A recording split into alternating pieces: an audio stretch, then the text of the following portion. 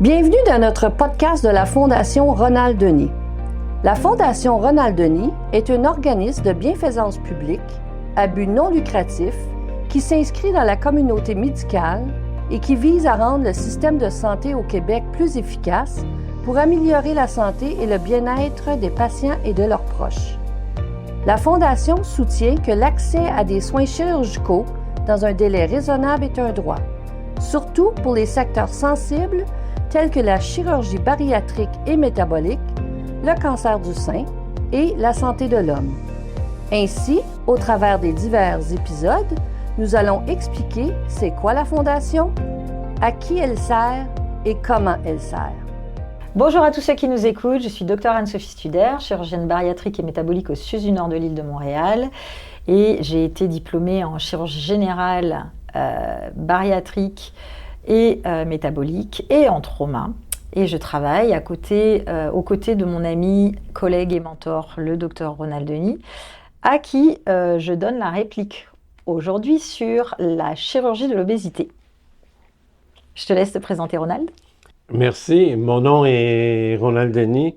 Je suis aussi un chirurgien métabolique et bariatrique au CIUS du Nord de l'île de Montréal. J'ai eu une formation de chirurgien général à l'Université de Montréal et j'ai fait un fellowship de 3 années en traumatologie au Michigan, au Detroit Receiving Hospital. J'ai eu le privilège d'être le chef du département de chirurgie pendant 26 ans. En 2008,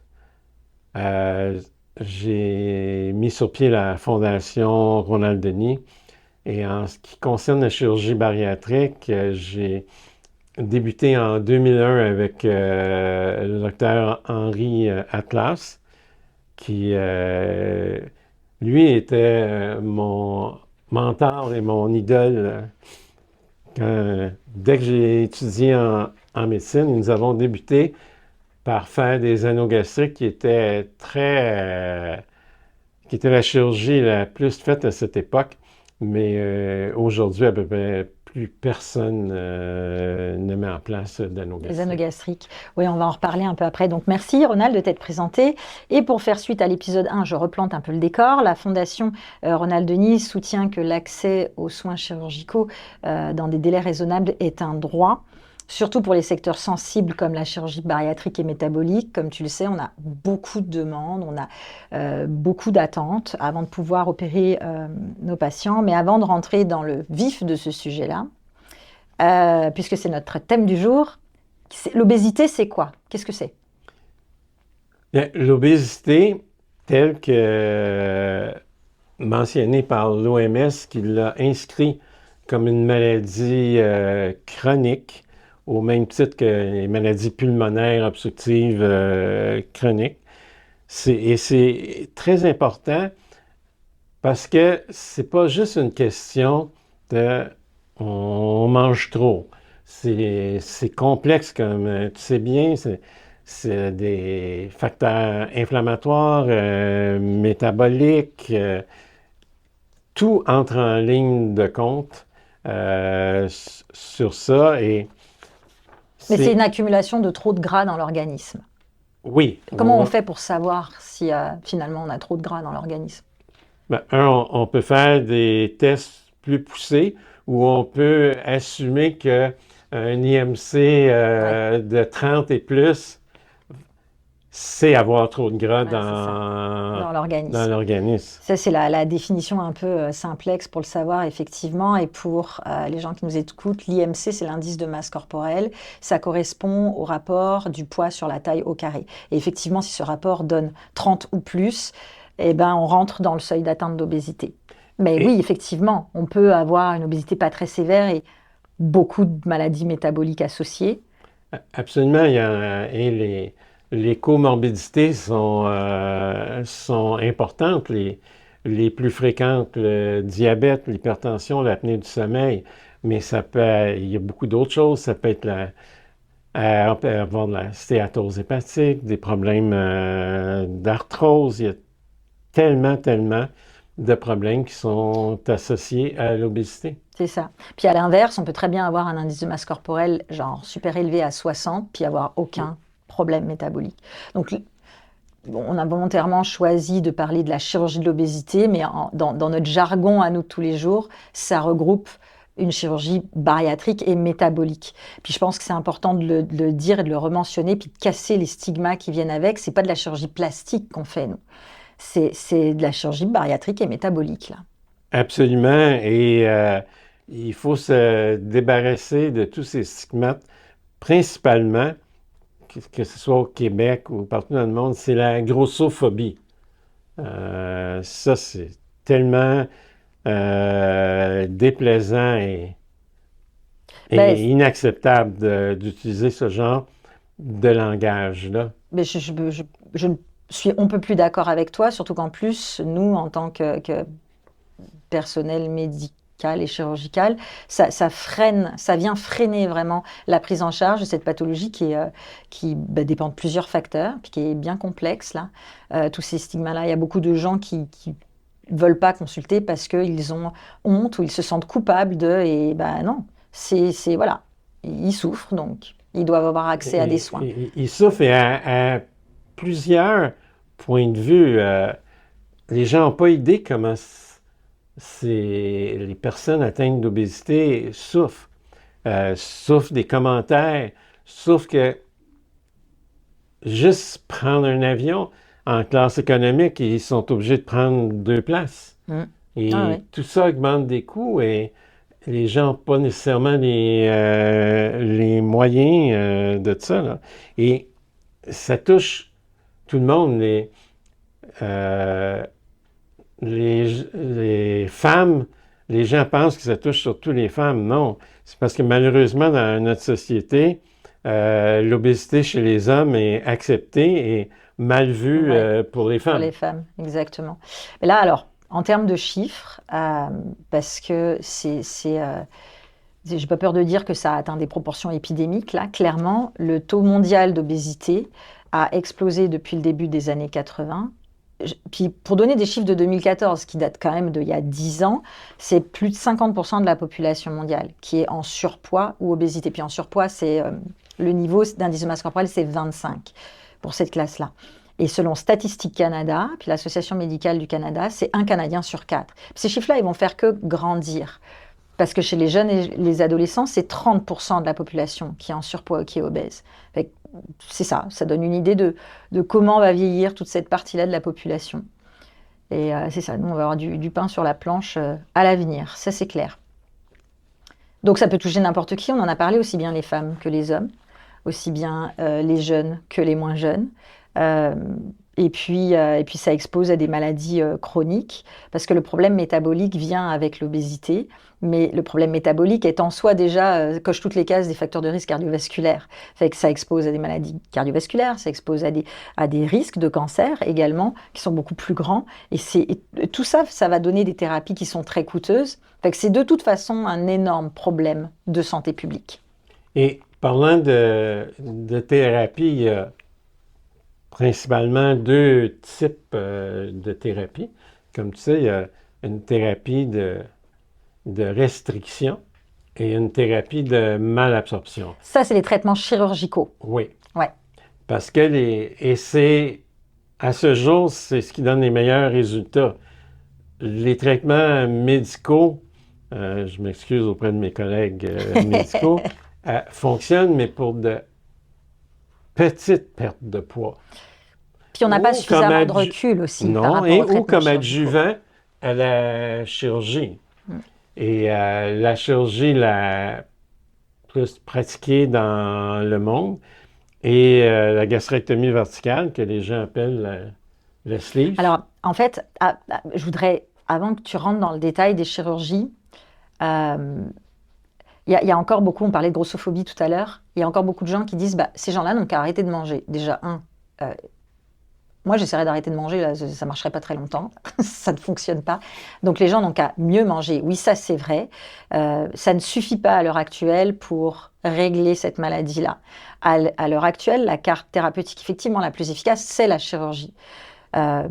maintenir des bonnes habitudes de vie, bien sûr, ça va sans dire, mais ça vient en complément, puis ça permet justement d'ancrer aussi les bons résultats qu'offre la chirurgie.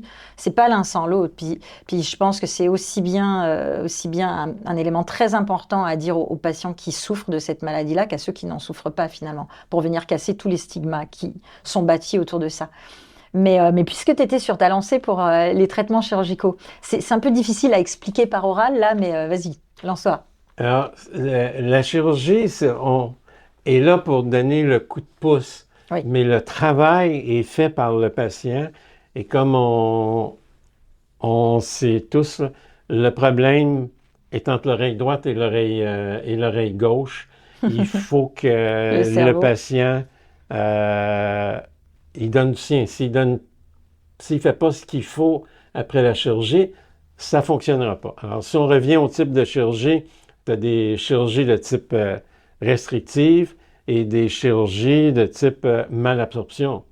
Comme je mentionnais tantôt, la chirurgie la plus pratiquée dans le monde, c'est la gastrectomie verticale, que les gens appellent la sleeve. Et celle-là, on diminue le contenant et on se trouve à enlever 80% des cellules de la faim, qu'on appelle les cellules de grelin, en enlevant cette portion d'estomac. L'avantage de cette chirurgie, c'est qu'on ne crée pas ou très peu de carences versus une chirurgie de malabsorption où là, on peut créer des carences. Parfois, on n'a pas le choix.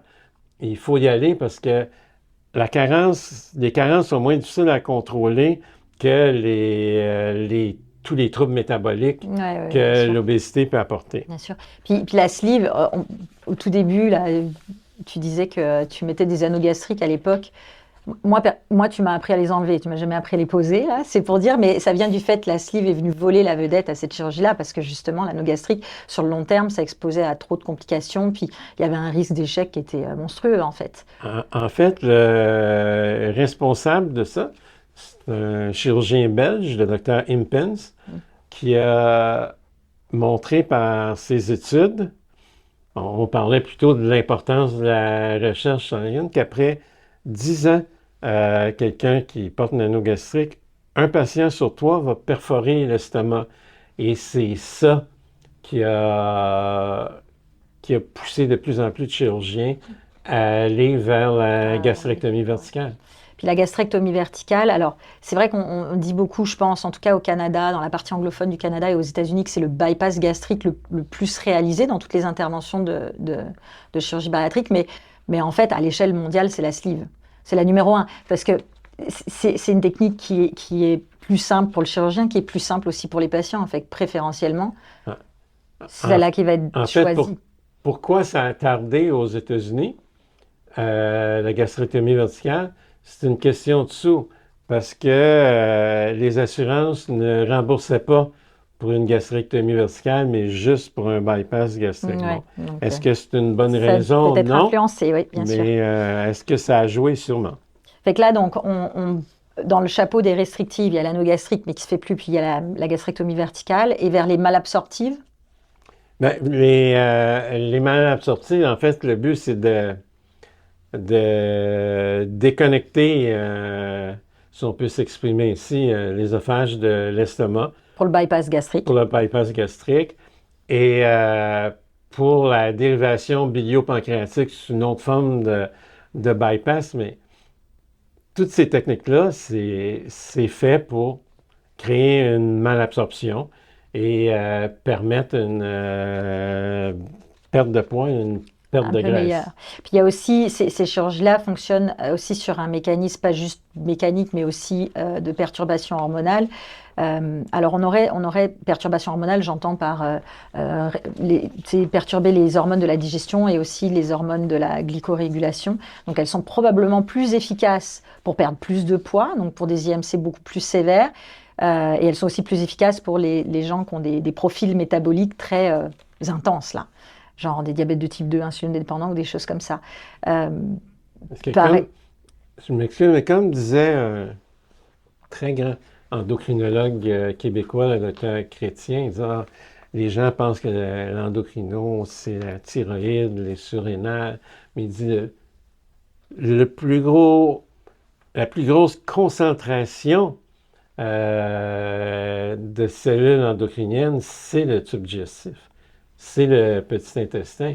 Et on le voit très bien avec la chirurgie bariatrique, comment ça agit au point de vue métabolique. Oui, absolument. Bon, alors, ce qui est bien, c'est qu'on les a présentés comme crescendo. On a présenté la sleeve, le bypass gastrique, la dérivation biopancréatique. On les a présentés crescendo volontairement pour monter en termes d'intensité sur à la fois la perte de poids et à la fois la façon de régler les problèmes métaboliques. Puis ça aide à comprendre aussi pourquoi tel type de chirurgie, c'est pas juste les patients qui arrivent dans le bureau en disant « Ok, moi je veux absolument un SADI ». Non, une patiente jeune qui a un IMC à 40, qui n'a pas de comorbidité et puis qui veut avoir des enfants, on ne va pas lui proposer une dérivation biopancréatique. On va y aller plus avec une sleeve. Fait que c'est un peu ça les algorithmes décisionnels ensuite derrière pour proposer tel ou tel type de chirurgie. C'est bien parce qu'on a commencé en disant que l'obésité c'était un problème super complexe, multifactoriel et tout. Et puis en fait, présenté comme ça, nous ce qu'on fait, ça a l'air particulièrement simple. Mais effectivement, ce n'est pas simple. Et moi, je mettrais de l'emphase sur ce que tu dis. Souvent, les patients arrivent au bureau en disant « Moi, c'est cette chirurgie-là que je veux ». Alors, notre rôle, c'est de lui proposer la chirurgie la plus adéquate pour sa condition et non pas lui proposer la chirurgie qu'il ou qu'elle veut. Alors moi, ce que je leur dis, quand ils arrivent dans le bureau, c'est que je fais la partie facile et qu'eux, ils font la partie difficile. Mais c'est un peu ça. C'est un peu ça, parce certain. Que nous, on va travailler juste une journée. Évidemment, on va les suivre après. Mais tout le restant de leur vie, c'est une façon de changer ses habitudes de vivre, de son rapport à l'alimentation, son rapport à l'image corporelle, sa façon de bouger. Les gens découvrent des trucs sur leur corps après l'intervention. C'est assez fou quand même. Et c'est pour ça qu'il faut, on vient à la Fondation, il faut leur donner l'aide nutritionnelle, psychologique, parce que même les gens, après avoir perdu tout le poids, plusieurs se considèrent encore comme des personnes obèses. Quand ils ne sont plus du tout obèses. Ils se voient comme. Continuent à se voir comme des personnes obèses. Oui. Alors, justement, puisqu'on commence à parler de comment s'inscrit la Fondation dans tout ça, si on sente un peu le débat là-dessus, comment la Fondation vient donc aider les gens qui souffrent d'obésité pour accéder aux soins chirurgicaux. Je sais qu'on en a déjà pas mal parlé dans l'épisode 1, mais juste pour faire un petit wrap-up de ça. Encore une fois, la Fondation n'est pas là pour court-circuiter. Elle est là pour aider un complément au système public. Et les patients que nous opérons viennent du système public. Et c'est pas nous qui les choisissons, c'est le programme préopératoire, c'est tout ça. Nous, ce qu'on fait à la Fondation, c'est de dire, voici, tel jour, on peut vous offrir une journée pour faire des cas de chirurgie bariatrique ou des cas de reconstruction. Alors, on offre les journées. Et on disait dans l'épisode 1 donc, que les cas de la Fondation, enfin les cas que la Fondation permet d'opérer ne peuvent se faire qu'à la clinique médicale de santé, qui est le centre Rockland, là, qui est un centre de chirurgie d'un jour. Fait que toutes les chirurgies bariatriques dont on a parlé peuvent être faites en chirurgie d'un jour, finalement. Oui, on a même été très créatifs. En 2010, avec Dr Atlas, on a fait les premiers cas de gastrectomie verticale en chirurgie d'un jour. Je me souviens quand on est allé présenter à New York, ils pensaient tous qu'on était des cinglés. Oui. Et aujourd'hui, ça se pratique partout dans le monde. Même les chirurgies malabsorptives. Oui, les chirurgies malabsorptives, avec toi, ont été assez avant-gardistes parce que principalement les chirurgies qui sont faites en 2 temps, on les fait aussi en chirurgie d'un jour. Et on vient avec la Fondation qui fait de la recherche, puis tout ça.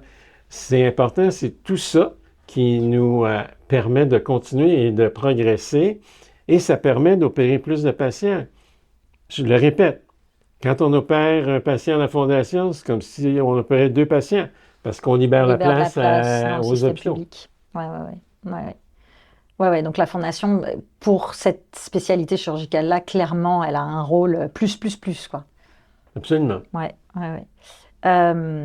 Alors, là, présentement, si on parle des cas de bariatrie, sur une journée de Fondation, on peut opérer combien de patients? Des cas de bariatrie simples, comme la gastrectomie verticale, 3 à 4 par jour. Si on parle de dérivation bio-pancréatique, on parle de 2. Ok, oui, c'est ça. On parle de 2, voire si on rajoute une gastrectomie, on pourrait même en faire 3 en fait, à la fin de la journée. Ça, c'est ce qui peut rentrer dans un créneau opératoire. Et si on parle de chirurgie de reconstruction, habituellement, c'est juste 1. C'est juste un cas, d'accord. Ouais, donc ça permet quand même de beaucoup décharger la liste d'attente au public. J'avais regardé les chiffres là, de la Fondation, c'est quand même, depuis que tu as créé la Fondation en 2008, c'est 800 patients qui ont pu être opérés dans des délais beaucoup plus raisonnables grâce à la Fondation. Ça me paraît déjà beaucoup, mais en fait, on pourrait et on voudrait que ce soit plus que ça. Et on pourrait. Oui. Tout ce qu'il faut, c'est de ramasser des plus dons. d'argent. C'est ça.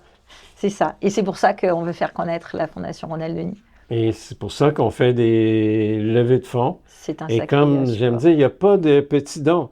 J'aime dire que si chaque Québécois nous donnait 1 $, on aurait 8 millions de dollars par année. C'est ça. Et puis, comme on l'a dit au tout début, ça va fermer la boucle hein, pour l'épisode d'aujourd'hui, mais comme on l'a dit au début, c'est une maladie qui va faire que s'amplifier dans les prochaines années. Ah oui, c'est inquiétant. Comme tu le mentionnais, il y a 1 Canadien sur 4 qui souffre d'obésité. Et c'est pas parti pour diminuer. Non, clairement pas. Pour les cas on parlait des cas de reconstruction post-chirurgie bariatrique parce qu'effectivement, après un certain temps, le surplus de peau, tout ça peut être un facteur non pas juste esthétique pour les patients, mais aussi de gêne pour se mouvoir. Ça fait des mycoses à répétition des plis, enfin, c'est infernal. Hein. Puis ça peut aussi créer des douleurs.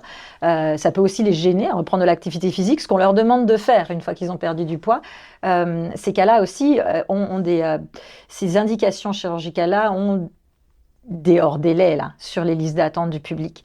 Avec la Fondation va également pouvoir s'inscrire dans ce circuit-là pour libérer des cas. Ils ont encore, des hors-délais sont encore aussi nombreux parce que les gens ont de la difficulté à se faire les reconstructions au public.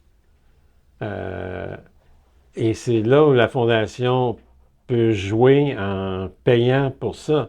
Parce que c'est beau les ramener à un poids santé, mais quand on opère en chirurgie bariatrique, les résultats sont que tout tombe. Et il faut que les gens reprennent, c'est pas juste une question d'esthétique, mais pour être capable de faire l'exercice, pour être capable de profiter des joies du plein air, puis tout ça, il faut aussi faire ces petits correctifs-là. Oui, je suis complètement d'accord. Alors, juste pour conclure, c'est pas la Fondation contre le système public, c'est la Fondation en complément du système public. Parce que tout ce qu'on fait, on le fait au sein du système public aussi.